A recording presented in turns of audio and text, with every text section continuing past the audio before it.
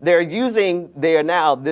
white progressives are now using, are now directly attacking identity itself.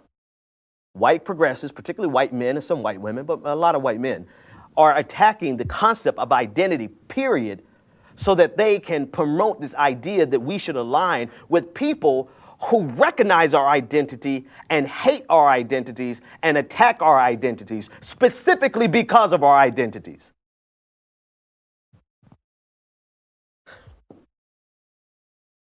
Yeah, man. So I'm pausing because you know what? This is a flashpoint moment.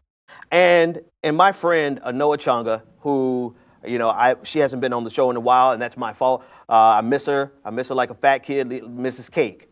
Love you, Noah.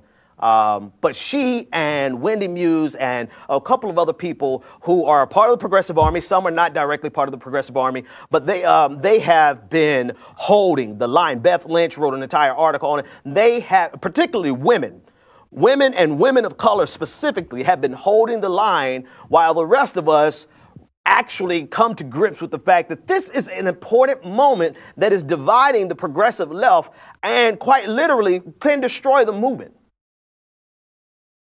And as people recognize that this is a moment that may destroy the movement, you know what they're asking?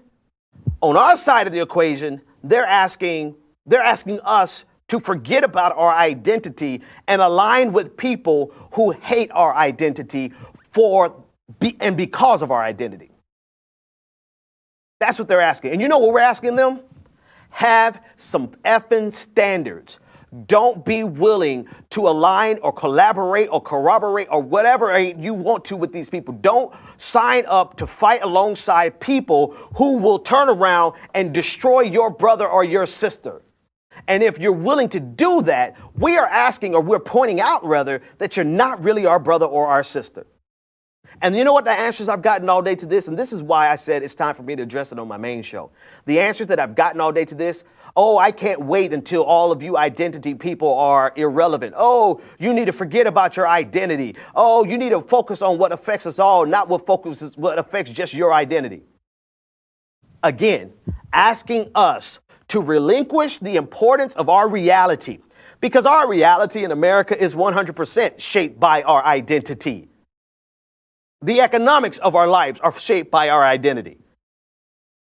And while we are willing to say or point out that the weaponization of identity politics, and hopefully you guys have been here long enough with me to understand all the terms, right? The weaponization of identity politics can be, actually, if you want to see the weaponization of identity politics, take a look at Caitlin Johnston, the very person who says that we should align with the alt-right.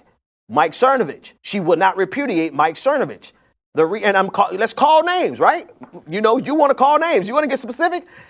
Let's look at her tactic. Because when I said I would be willing to debate this idea with you if you simply repudiate a man who likes to joke about raping women. All you have to do is repudiate a man who likes to joke about the death of Trayvon Martin, who likes to joke about, and not just joke, but likes to insult our African-American identity because of our identity, who sees Black Lives Matter as ISIS. All you have to do is repudiate. And you know what was said to me? This is the weaponization of identity politics. Oh, your entitled male ego. So she's hiding behind her identity to avoid legitimate critique. That is the weaponization of identity politics, which has been thoroughly defined in almost a dissertation format by the likes of Adolph Reed and particularly the Progressive Army. I mean, we dissected the hell out of that in the primaries. And so we know the weaponization of identity politics when we see it. Yes, Hillary Clinton did it. Yes, Kamala Harris, people are starting to do it for her.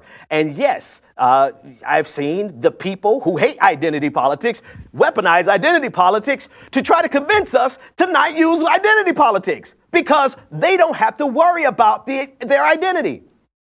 Not a single person, except like one person who, one individual, but every person who has been inundating my timeline, inundating my Facebook messages, inundating every aspect of social media with regard to me or the Progressive Army, every person who's been telling us that we should just simply forget about our identity have been white and predominantly men.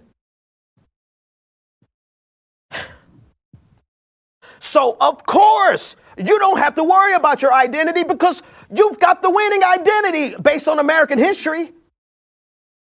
When have you ever had to be worried about being pulled over, driving while black, walking while black? When have you ever had to worry about a gender pay gap, getting paid less just because you're a woman? When have you ever had to worry about sexual harassment being a part of the culture? Yes, men can get sexually harassed, but sexual harassment is a part of American culture.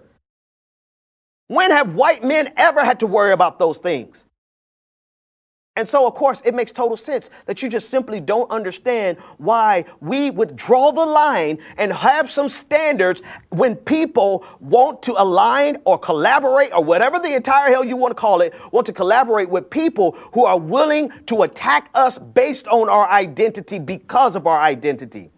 When you have never had to worry a single damn day in your life about your identity. And to be fair, there have been plenty of white male progressives and plenty of white women progressives who have come and agreed with us 100%.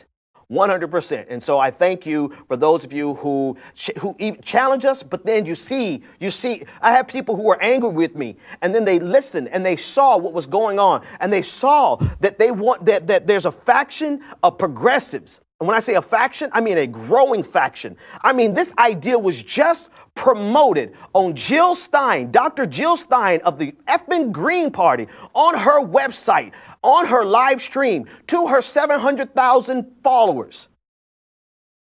And so this idea is growing, and therefore it is a flashpoint, and therefore it is something that every progressive of any significance, as small as my show, as big as a Chapo Trap House, everybody needs to address this and let it be known. And I think part of the equation is that a lot of times you don't want to get inside of the internal bickering because it's only going to serve to alienate one side or the other. But I'm happy to announce that I don't give a shit.